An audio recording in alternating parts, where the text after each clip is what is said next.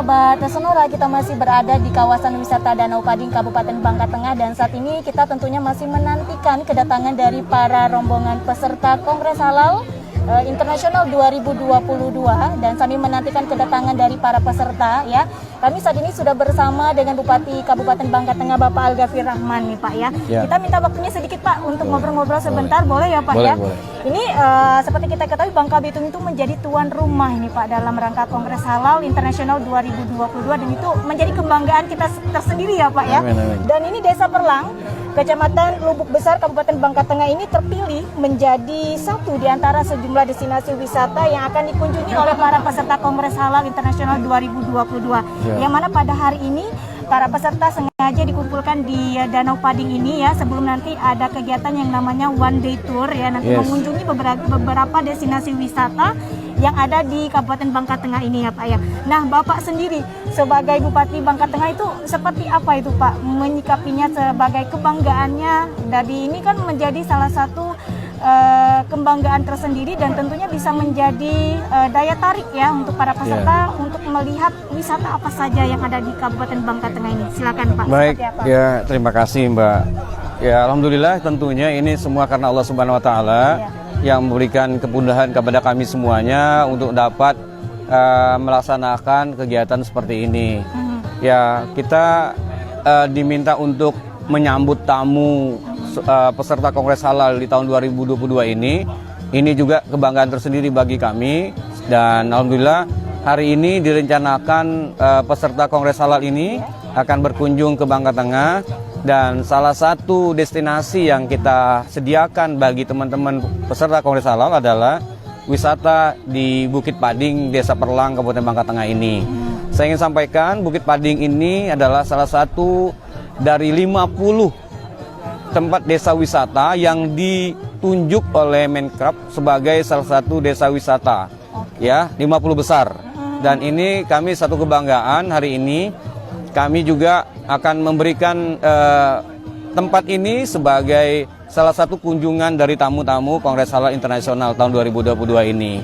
Dan tentu nanti akan kita persiapkan segala satu kehadiran di teman-teman dengan penyajian tradisionalnya Desa Perlang.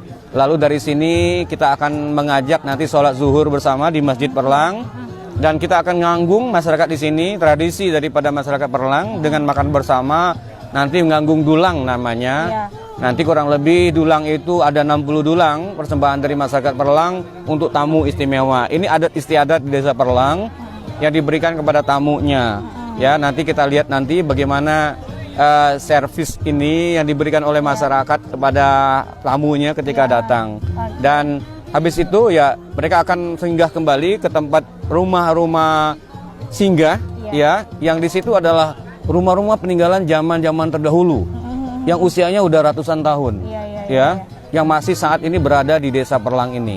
Dan ini salah satu rumah singgah yang memang dilestarikan oleh masyarakat Perlang ini. Alhamdulillah Perlang ini juga masyarakat yang alhamdulillah religi, artinya memang sangat tepat kiranya peserta Kongres Halal ini kita bawa di sini ya. Dan mudah-mudahan mereka bisa menikmati nanti. Ya tentu segala sesuatunya akan menjadi juga evaluasi dan pertimbangan kami ke depannya nanti. Nah kalau Bapak sendiri sebagai Bupati Bangka Tengah, harapannya dengan adanya acara Kongres Halal ini tentunya seperti tadi kan nanti akan ada servis dari masyarakat sendiri lewat nganggung tadi ya Pak. Ya salah satunya. Ada suatu kebanggaan juga dari masyarakat bahwa sangat interest gitu untuk menyambut acara ini.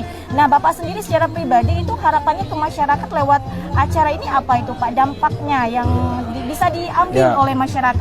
Ya alhamdulillah. Bangka Tengah pada khususnya Pak. Alhamdulillah ini adalah karunia Tuhan, artinya buat masyarakat Perlang khususnya di dalam memotivasi mereka ke depannya nanti untuk lebih lagi membuat Perlang ini menjadi desa wisata halal ya, dengan metode dan inovasi-inovasi yang luar biasa nanti kita kembangkan.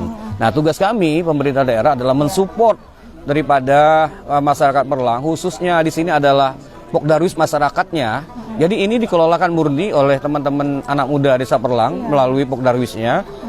Dan tugas kami adalah mensupport mereka untuk bisa mendapatkan bantuan dukungan gitulah. Nah kurang lebih nanti memang daerah ini akan kita kembangkan, dan bertahap ya. Di anggaran sekarang ini juga kami sudah melihat 1 miliar untuk bisa kami kembangkan kegiatan-kegiatan nanti di sini.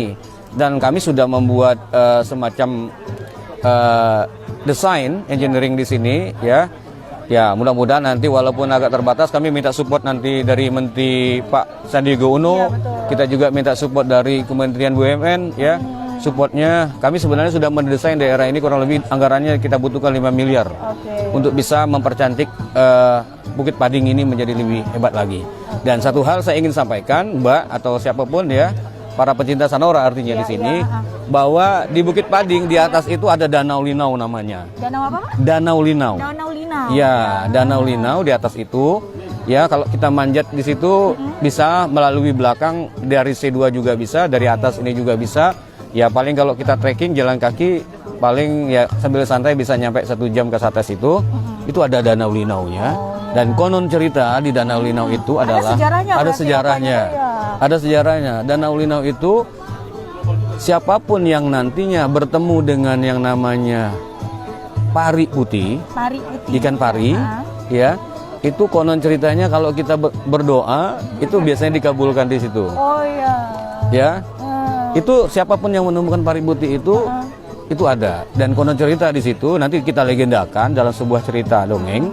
Bukan dongeng sebenarnya, memang zaman-zaman dulu menurut para orang tua bahwa dulu ketika zaman dulu ada seorang gadis yang ingin dipinang oleh seorang jejaka, oleh pria, tapi tidak dapat restu dari orang tuanya. Si gadis ini kabur, lari, dia menuju bukit itu dan dia hanya menyampaikan kepada Tuhan, konon ceritanya, Tuhan, nanti janganlah orang lain seperti saya ketika meminta harapan, meminta doa tidak dikabulkan. Jikalau nanti orang meminta, Tuhan tolong dikabulkan. Itu ceritanya. Dan saya sudah patah hati, sudah patah arang dalam kehidupan ini.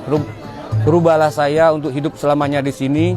Lalu tiba-tiba dia berubah jadi pari warna putih. Jadi ada legendanya. Ada legendanya. Di Danau Linau di atas sana. Nah, barang siapa nanti konon ceritanya datang ke sana bertemu dengan pari putih tadi, doanya biasanya dikabulkan. Ya, begitu. Segera kalau teman-teman mau ke sana bisa didampingi teman-teman Poldarwis. Tapi memang mohon maaf jalannya lagi saya telusuri untuk naik ke atas itu supaya kita buat nanti treknya lebih cakep. Ya. Jadi ini para peserta kongres harus tahu itu ya Pak. Iya, kurang lebih ada ceritanya. Dan inilah kesempatannya untuk Kabupaten Bangka Tengah itu untuk mempromosikan wisatanya. Betul nggak sih Pak? Iya, alhamdulillah. Lewat ini ya Pak. Iya, alhamdulillah. Dan seperti kita ketahui Pak, ini kan banyak sebenarnya ya Pak ya kalau wisata yang ada di Kabupaten Bangka Tengah itu sendiri ya sebenarnya. Banyak. Tapi dalam kesempatan ini, dalam Kongres Halal Internasional ini nanti para peserta itu hanya diajak itu kalau nggak salah ada 3 tempat wisata nanti ya Pak ya. Tapi itu sudah patut menjadi kebanggaan kita sendiri. Ini adalah kesempatan kita untuk mempromosikan ya untuk wisata khususnya yang ada di Kabupaten Bangka Tengah. Nah, nanti mungkin ada pesannya untuk para peserta kongres yang nanti akan melihat siaran kita ini Pak, seperti apa itu nanti pada saat kunjungan ke wisata-wisata yang ada di Kabupaten Bangka Tengah ini, wisata Perlang ya namanya. Siap. Ya, tentu kita nanti juga berharap mereka kerasan yang pertama ya, mereka senang lalu membawa berita ini kepada yang lainnya.